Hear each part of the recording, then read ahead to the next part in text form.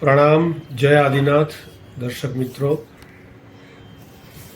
આજથી આપણે બીજી એક પુસ્તક, ધાર્મિક પુસ્તક જેનું નામ છે ધ્યાન અને જીવન, તેનો ભાગ 1નું પણ વાંચન કરીશું. જે લખનાર છે પ્રવચનકાર સકલ સંઘ હિતચિંતક વિરાટ મુનિગણ સર્જક જીન વચન મર્મજ્ઞ પરમ પૂજ્ય આચાર્ય દેવેશ શ્રીમદ વિજય ભુવન ભાનુસુરેશ્વરજી મહારાજા અને સંપાદક છે પરમ પૂજ્ય પન્યાસ શ્રી પદ્મસેન વિજયજી ઘણીવાર. તો આ બુકનું આપણે વાંચન કરીશું. તેમાં ભાગ 1માં 25 ટોપિક છે, 25 ટોપિક્સ છે અને ટોટલ બુક 232 પાનાની છે. તો એમાં આપણે આ બધા ટોપિકો વાંચીશું. એ ટોપિકોમાં આપણે ખાલી ઇન્ડેક્સ બોલી જઉં છું.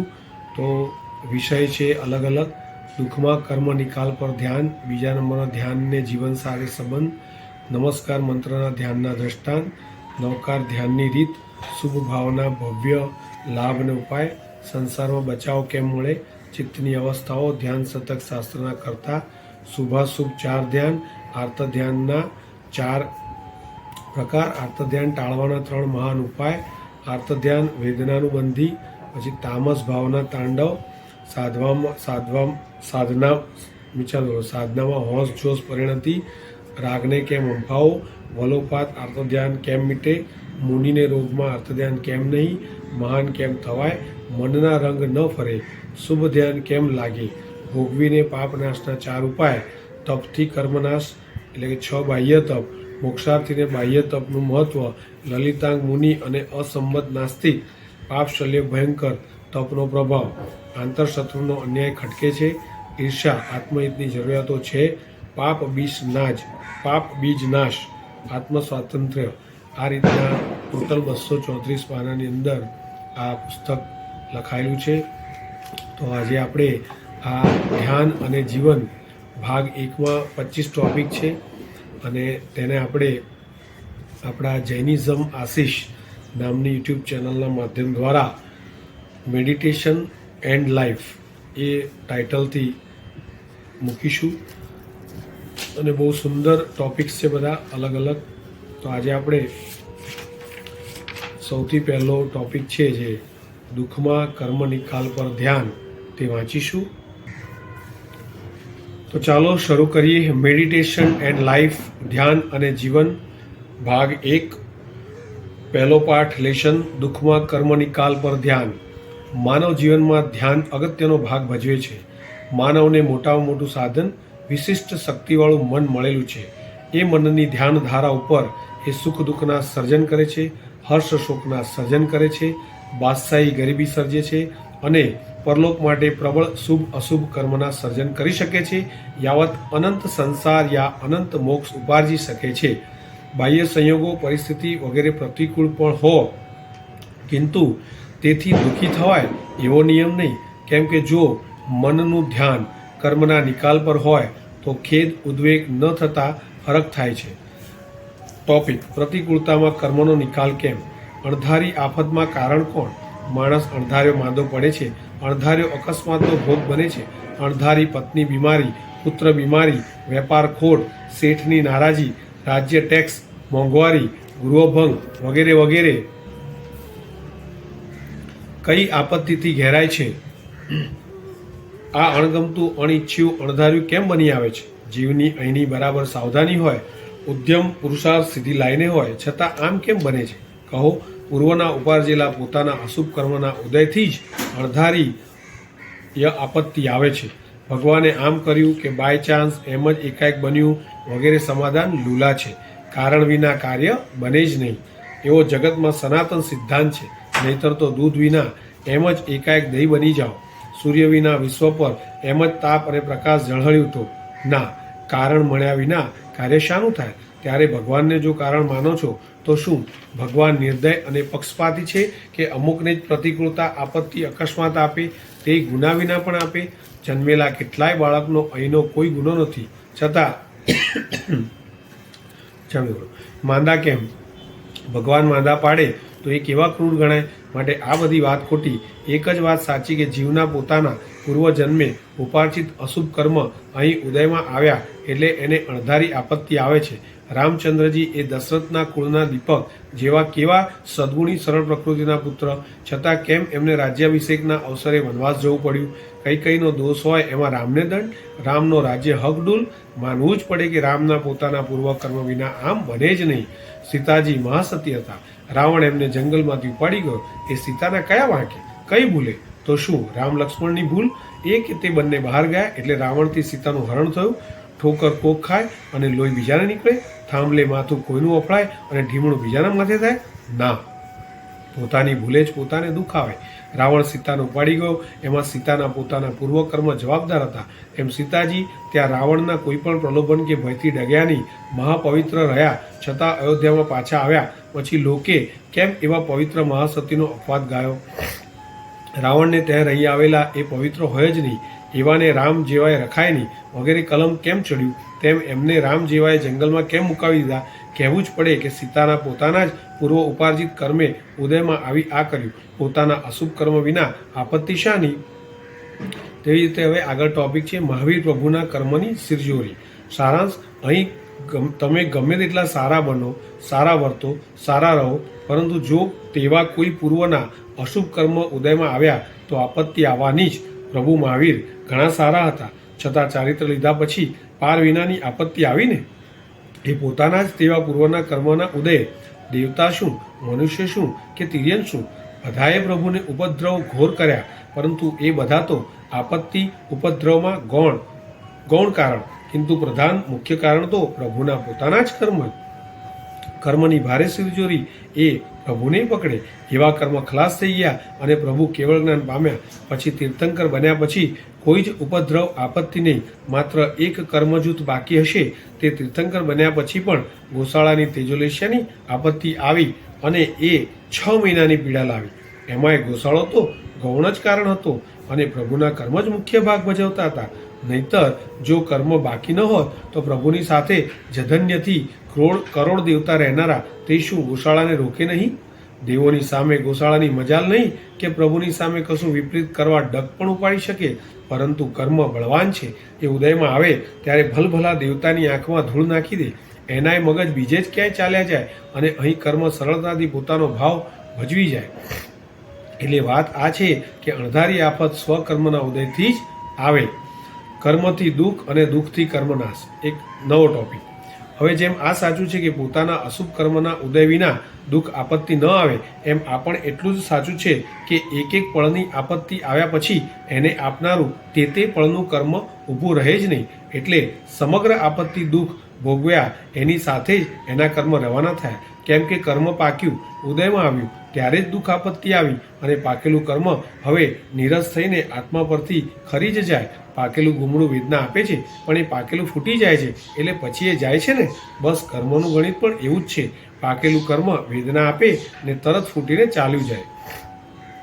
જેટલું દુઃખ ભોગવો એટલા અશુભ કર્મ ખત્મ, જેટલા સુખ ભોગવો એટલા શુભ કર્મ ખત્મ. એટલે જ આ વાત છે કે ગમે તેવી દુઃખ આપત્તિ અણધારી આવી, પરંતુ ધ્યાન કર્મના નિકાલ પર હોય કે આ જેટલું દુઃખ ભોગવું છું એટલા મારા અશુભ કર્મ ઓછા જ થતા જાય છે, કર્મનો નિકાલ જ થતો જાય છે. તો પછી એવા કચરાના નિકાલ પર ખેદ શું કામ થાય? હરખ થાય કે હાશ, કચરો સાફ થઈ રહ્યો છે. ત્યારે ધ્યાન કર્મના નિકાલ ઉપર ન હોય અને કર્મના ઉદય કે બીજા ઉપર હોય તો ખેદ થવાનો કે હાય દુઃખ ક્યાં આવ્યું, હાય હાય આ ફલાણાએ મારું બગાડ્યું. ટોપિક: દુઃખ છતાં દુઃખી નહીં. કર્મના નિકાલ પર દ્રષ્ટિ છે એને શું દુઃખ નથી? છે, છતાં એને ખેદ નથી.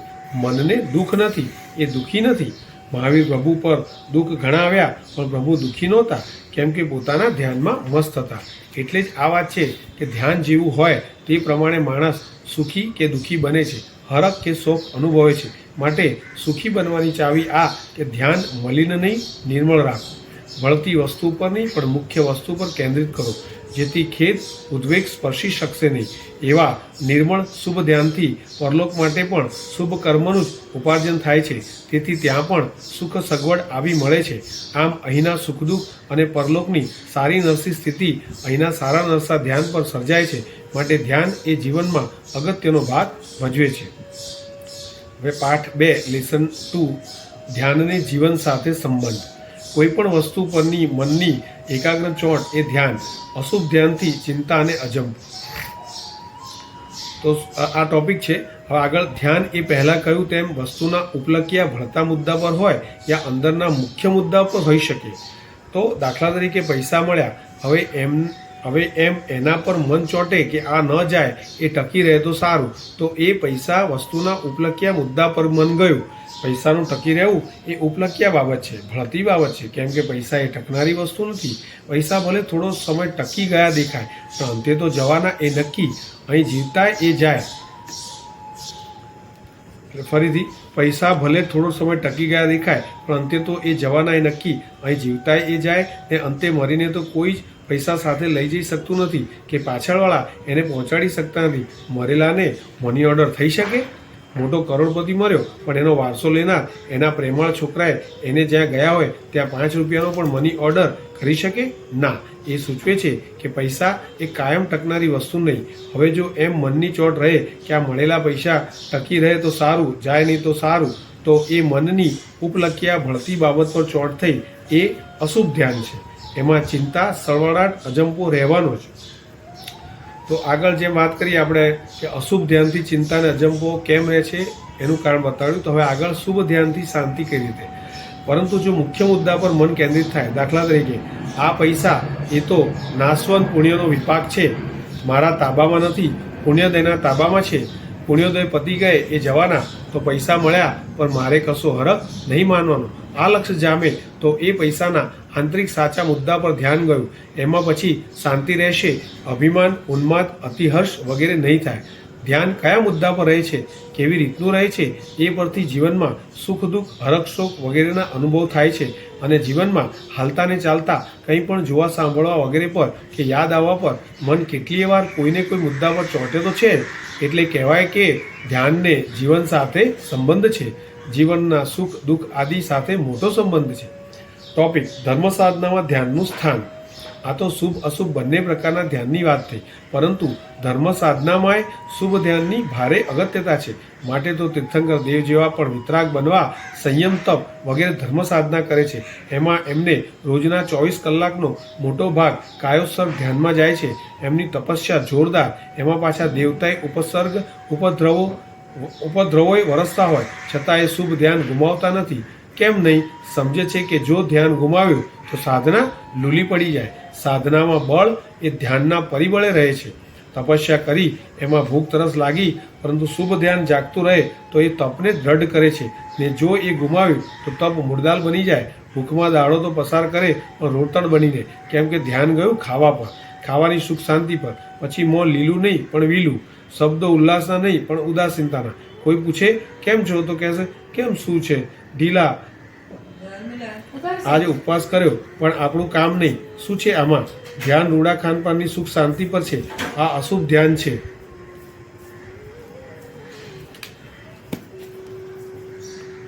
પરંતુ જો ધ્યાન શુભ હોય, ચાલો આજે મન મારીને પણ અનાદિની વળગેલી દુષ્ટ આહાર સંજ્ઞાને કચરી છે, એ દુષ્ટાને આજે પૂછવાનું બંધ રાખ્યું છે, એ સુંદર થયું. આવું ધ્યાન હોય તો તપમાં ઉલ્લાસ રહેવાનો, તપ જોરદાર થવાનો. ત્યારે પૂછો, પણ ભૂખ પીડતી હોય ત્યાં મન તો જાય ને, એથી ધ્યાન ન બગડે? સાહેબજી કહે છે તો એનો અર્થ તો એ કે ભૂખ લગાડ્યા કરવાની અને મન બગાડ્યા કરવાનું. વાત એ છે કે મન જાય તેથી શું, એને હાઈવેમાં ન લઈ જતા એમ વિચારવાનું કે આમ જ આહાર સંજ્ઞાને રોકતા રોકતા સહેલાઈથી તપમાં આગળ વધારશે. વળી વિચાર દો, ભૂખ તરસ લાગ તું લાગે તેમ મારા કરમ ભાગે. આ મંત્ર જપ્યા કરાય. મન કર્મક્ષય પર જાય તો એ શુભ ધ્યાનરૂપ થઈ જાય. ભૂખ લાગી એટલે પીડા તો ખરી, છતાં ધ્યાન પીડાથી થતા કર્મક્ષયના લાભ ઉપર ગયું એટલે એ શુભ ધ્યાન થયું. કર્મક્ષય એ કોઈ પૌદ્ગલિક વસ્તુ નથી, ઇન્દ્રિયનો મનગમતો વિષય નથી કે એનું ધ્યાન બગડેલું કહેવાય. પૌદ્ગલિક વસ્તુ, સત્કાર, સન્માન, કીર્તિ વગેરે કે ઇન્દ્રિય વિષય એ ગમતો અણગમતો મળવા કે જવા પર ધ્યાન જાય તો એ અશુભ ધ્યાન થયું. પણ કર્મ કોઈ એવી દ્રશ્ય અનિષ્ટ ચીજ નથી, એટલે એના ક્ષય પર ધ્યાન એ શુભ ધ્યાન છે. તો ભૂખ તરસની પીડા વખતે પણ આ કમાઈ શકાય છે. આ ધ્યાન જેટલું જળવાય તેટલો એ કર્મનો નાશ કરે છે. એટલે તપ વખતે જો આ ચોંટ હોય કે ભૂખ વધુ લાગી તો કર્મ વધુ તૂટ્યા, તો ત્યાં એ શુભ ચોટ યાને શુભ ધ્યાનના બળ પર તપની સાધના જોરદાર બનવાની માટે કહો કોઈ પણ સાધનાના ટકા ધ્યાનના બળ પર મપાય છે. ફરી એકવાર, કોઈ પણ સાધનાના ટકા એ ધ્યાનના બળ પર મપાય છે. અહીંયા નાગકેતુ મહાશ્રાવકનું ઉદાહરણ આપ્યું છે કે નાગકેતુ મહાશ્રાવક ભગવાનની પુષ્પપૂજા કરતા હતા. એ વખતે ધ્યાન તો શુભ જ હતું. અહો, કેવો સુંદર જીન ભક્તિનો લાભ, કેવા સરસ જીનેન્દ્ર પ્રભુ. પરંતુ આ પણ એટલું જોરદાર ધ્યાન નહીં, તેથી સાધના એવી જોરદાર નહીં. કિંતુ જ્યાં પુષ્પના કરંડિયામાંનો નાનો સર્પ આંગળીએ ડસ્યો ને જણજણાટી ઉઠી, ત્યાં ધ્યાનનું બળ વધ્યું ને ત્યાં એ જ સાધના એવી જોરદાર જામી. વિતરાગની ભક્તિની સાધના હતી અને ભક્તિ એટલે ભજવું, આશ્રય કરવો, ચરણલીન બનવું, એકાકાર થવું કે એ સાધના. બીજું બધું ભૂલાઈ યાવત પોતાની કાયા પ્રત્યે પણ તદ્દન નિરાળા જેવી સ્થિતિ બની અનાસક્ત યોગીપણાની સાધના થઈ. એથી વિતરાગ સર્વજ્ઞ થયા, કેવળ જ્ઞાની બન્યા. ધ્યાનના વધતા બળ પર સાધના બળના ટકા વધ્યા. સામાન્ય ભક્તિમાંથી અભેદ ભક્તિ થઈ અને વિતરાગને ભજતા પોતે પણ વિતરાગ બન્યા.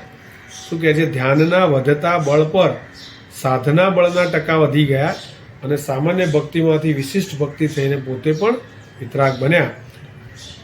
હવે આગળ ટોપિક છે અશુભ ધ્યાન બળથી અશુભ પ્રવૃત્તિ બળવાન. જો અશુભ ધ્યાન બળ હોય તો અશુભ પ્રવૃત્તિ બળવાન બની જાય. કઈ રીતે? જેવું આ શુભમાં તેવું જ અશુભમાં પણ છે. વિષયોની અને કસાયોની દુનિયાની પ્રવૃત્તિમાં પણ અશુભ ધ્યાનના બળ પર જ ટકા વધી જાય છે. દાખલા તરીકે પૈસા ભેગા કરવાની પ્રવૃત્તિ સામાન્ય લોભના ધ્યાનની હોય અને ઉત્કૃષ્ટ લોભ ધ્યાનની પણ હોઈ શકે.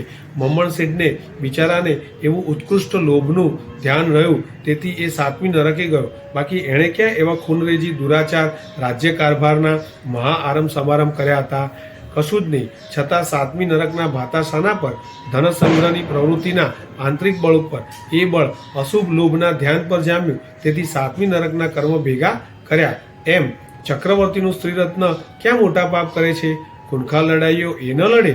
પુણ્ય એટલું બધું જોરદાર કે બીજી સૌખ્ય રાણીઓ એટલી બધી આદર સદભાવવાળી હોય કે એમની સાથે પણ અંટસ, ઝઘડા વગેરેની વાત નહીં. તો શું એનામાં એવા પરિગ્રહના લોભ છે કે જૂઠ, ડફાણ, ચોરીઓ, દુરાચાર વગેરે પાપાચરણ છે?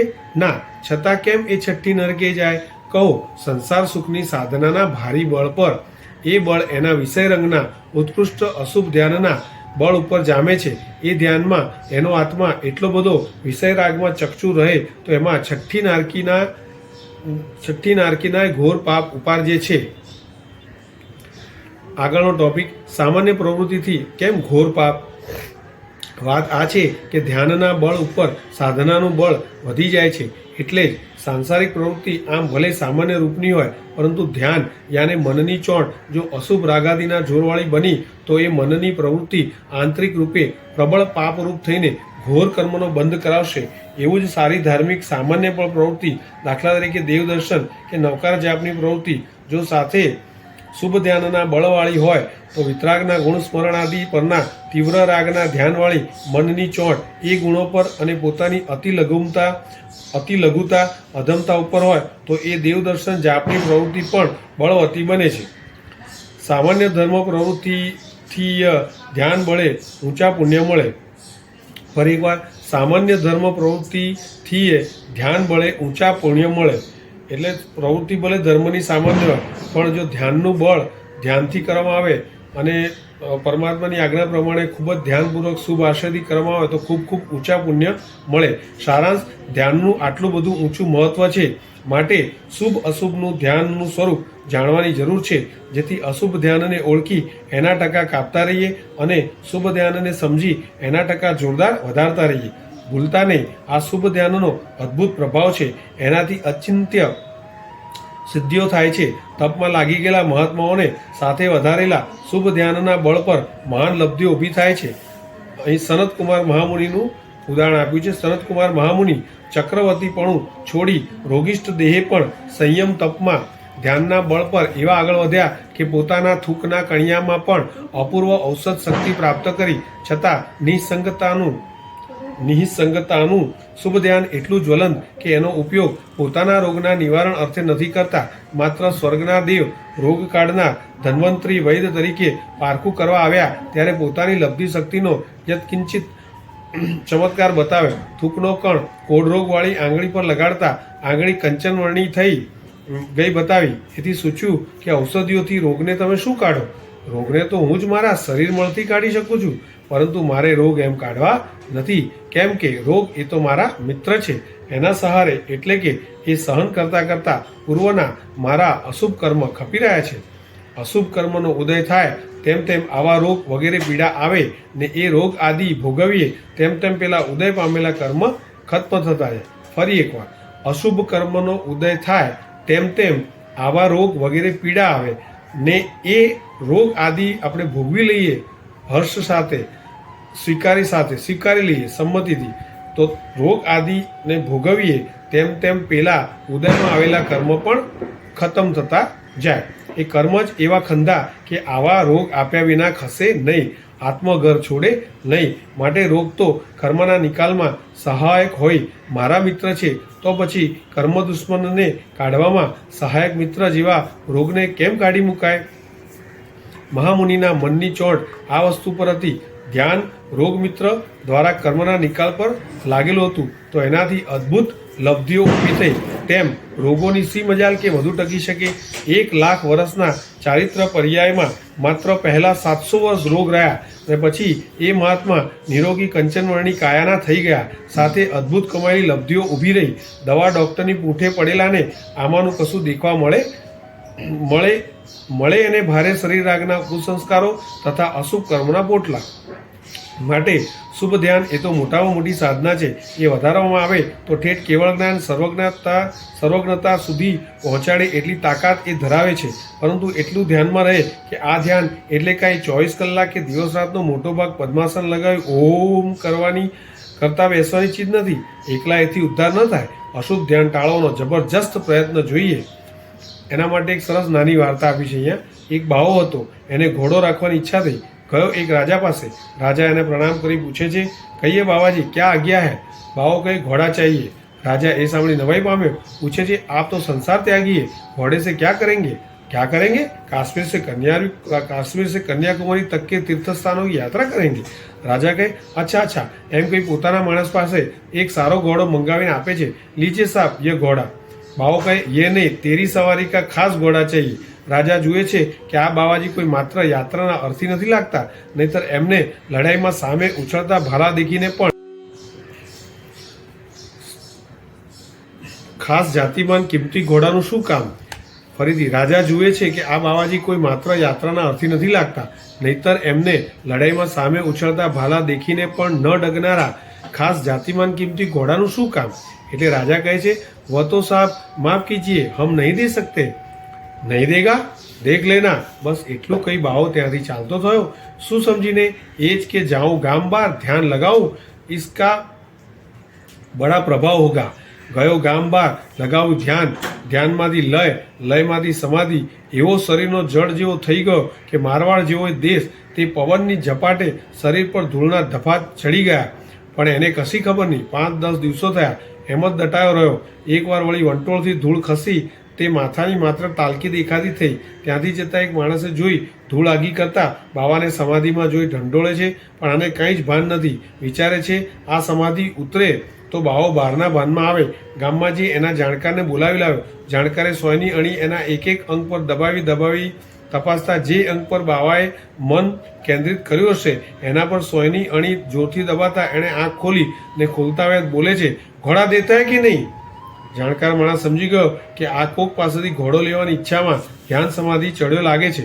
બોલો, આવું ધ્યાન આત્માનું શું કલ્યાણ કરે? ત્રીજો લેશન, નમસ્કાર મંત્રના ધ્યાનના દ્રષ્ટાંત. મગજને માત્ર ઓમ વગેરેમાં કેન્દ્રિત લીન કરી દેવાથી કાર્ય સિદ્ધતું નથી, કેમ કે આત્મામાં જૂના કઈ